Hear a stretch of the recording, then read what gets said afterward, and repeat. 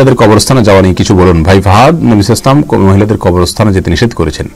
অনেক ওলামা কেরাম বলেন অতিরিক্ত গেলে সেটা নিষেধ, সাধারণভাবে গেলে নিষেধ না। কারণ নবী ইসলাম এক হাদিসে আসছে, তিনি বলেছেন যে আল্লাহ তাআলা লানত অভিশাপ হয় যাওয়ারাতুল কুবুর, অর্থাৎ বেশি বেশি যারা যে সমস্ত মহিলারা জিয়ারত করে কবরের, তাদের ঘরে।